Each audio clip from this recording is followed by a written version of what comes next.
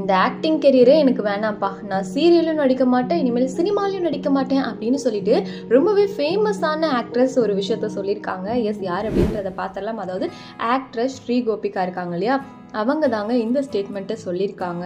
S, என்னென்னு பார்த்தீங்கன்னா, நம்ம எல்லாருக்கும் தெரியும், கலர்ஸ் தமிழில் உயிரே அப்படின்ற சீரியல் மூலமாக தான் இன்ட்ரடியூஸ் ஆனாங்க. அதுக்கப்புறம் சூப்பரான ப்ராஜெக்ட் சுந்தரி சீரியலில் அனு அப்படின்ற ரோலில் சூப்பராக பண்ணியிருந்தாங்க. ஒரு பெரிய இம்பேக்ட் கொடுத்த ரோல் அப்படின்னு கூட சொல்லலாம்.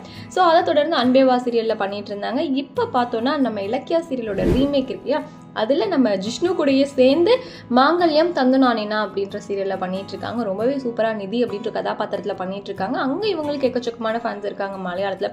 ஸோ அப்படி இருக்கும்போது அவங்க தான் அந்த சீரியல்லேருந்து குவிட் பண்ணுறேன் அப்படின்னு சொல்லியிருக்காங்க. அந்த சீரியல்லேருந்து மட்டும் குவிட் பண்ணல, நான் ஆக்டிங் கெரியர்லேருந்தே குவிட் பண்ணுறேன், நான் MBA படிச்சிருக்கேன், ஸோ அதுக்கான வேலைகள் ஏதாச்சும் பார்த்துக்குவேன், எனக்கு இது வேண்டாம். ஸோ எல்லோரும் கேட்குறீங்க என்னோட ஹஸ்பண்ட் தான் காரணமா, இல்லை ப்ரெக்னெண்ட்டாக இருக்கனா, இல்லை ஃபேமிலி இஷ்யூவான்னு கேட்குறீங்க. என்னோட ஹஸ்பண்ட் ஃபேமிலி எல்லாருமே பயங்கரமான சப்போர்ட்டிவ் தான். நான் ப்ரெக்னெண்ட்டாகவும் இல்லை, நான் வந்து ஆஸ்திரேலியாவுக்கே ஷிஃப்ட் பண்ண போகிறோம். ஸோ அதனால் ட்ராவலிங் இஷ்யூஸ் இந்த மாதிரி நிறையா இருக்குது, அதனால் நான் இந்த மாதிரி ஆக்டிங் கெரியருக்கே பாய் சொல்லிட்டு போகிறேன் அப்படின்ட்டு இருக்காங்க. அண்ட் எல்லாருக்குமே நன்றிகள்லாம் தெரிவிச்சிருக்காங்க. உண்மையாக ரொம்ப கஷ்டமாக இருக்குது, ஒரு சூப்பராக நடிக்கக்கூடிய ஆக்ட்ரஸ். ஸோ அவங்க வந்து இப்படி பாதியிலே விட்டுட்டு போகிறாங்களே அப்படின்ற மாதிரி இருக்குது. ஸோ நிதி கேரக்டர்லேருந்துமே அவங்க விலகிட்டாங்க. ஸோ உண்மையாகவே ரொம்ப கஷ்டமாக தான் இருக்குது. என்ன இருந்தாலும் அது அவங்களோட டிசிஷன். இதை பற்றி உங்களோட கருத்து என்ன? ஸ்ரீ கோபிகாவை நீங்கள் மிஸ் பண்ணுவீங்களா? அவங்க எந்த சீரியலில் நடிச்சது உங்களுக்கு ரொம்ப பிடிக்குங்கிறத கமெண்ட்டில் சொல்லுங்கள்.